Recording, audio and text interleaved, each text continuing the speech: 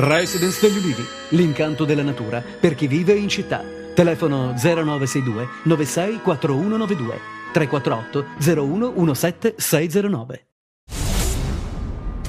Si è svolta stamani all'Unical la conferenza stampa nella quale il virologo americano Robert Gallo, in collaborazione col dottor Arnaldo Caruso, originario di Cosenza e docente di microbiologia all'Università di Brescia nella stessa Unical, hanno illustrato le fasi sperimentali avviate da poco sull'uomo del vaccino terapeutico anti-AIDS. Gli esiti della sperimentazione saranno esposti in dettaglio dal 4 all'8 ottobre a Capo Vaticano.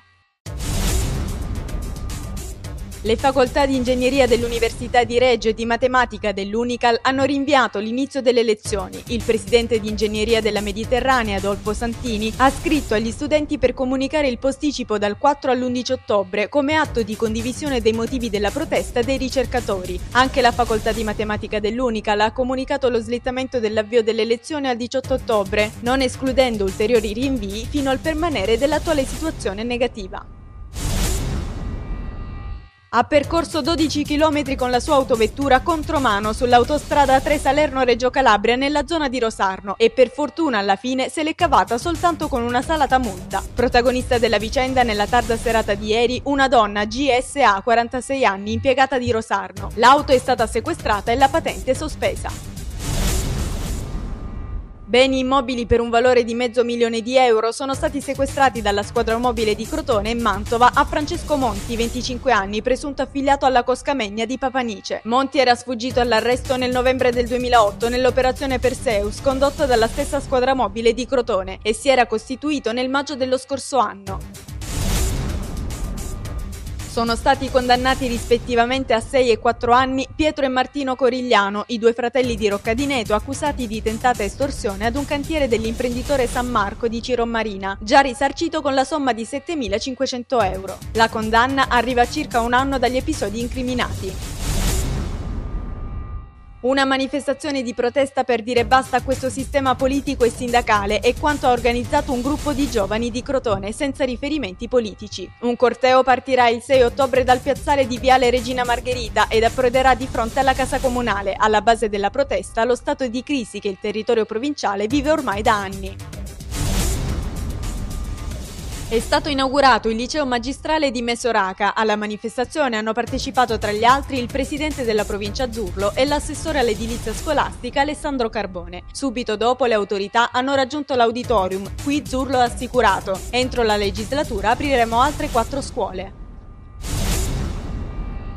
Da lunedì cambiano gli orari delle autolinee per gli studenti pendolari dell'intera regione. In base alla riforma Gelmini, che ha ripristinato le ore di lezione di 60 minuti, l'ufficio scolastico regionale ha fissato il nuovo orario di arrivo dei pullman alle 7:45 e quello di rientro alle 14:15. In 2 giorni, martedì e giovedì, previsto il rientro posticipato alle 17:30.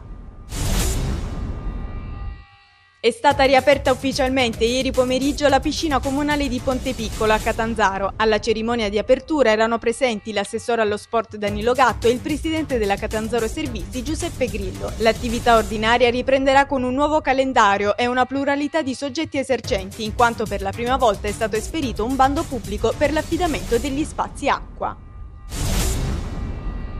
Un accorato appello agli amministratori perché collaborino attivamente all'edificazione dell'uomo, rispondendo adeguatamente ai bisogni differenziati della comunità. È arrivato dall'arcivescovo metropolita di Catanzaro Squillace Antonio Ciliberti, nel corso della messa per l'inaugurazione dell'anno scolastico 2010-2011. La messa è stata organizzata dall'ufficio di pastorale scolastica. Al Sacro Rito, celebrato ieri nella Basilica dell'Immacolata, hanno preso parte numerosi dirigenti scolastici e oltre 500 ragazzi delle scuole. Dopo l'anticipo di ieri tra Ascoli e Livorno finito 5-1 per i toscani, oggi si completa il 7° turno della Serie B Win. La Regina di Azzori attende al Granillo il Vicenza di Maran, mentre il Crotone di Menichini sarà ospite della Triestina al Nereo Rocco. Domani tocca alla Lega Pro, in prima il Cosenza fa visita al Barletta, ultimo in classifica, in seconda spicca il derby del Ceravolo tra Catanzaro e Vibonese, mentre la Vigor affronta in trasferta il Neapolis.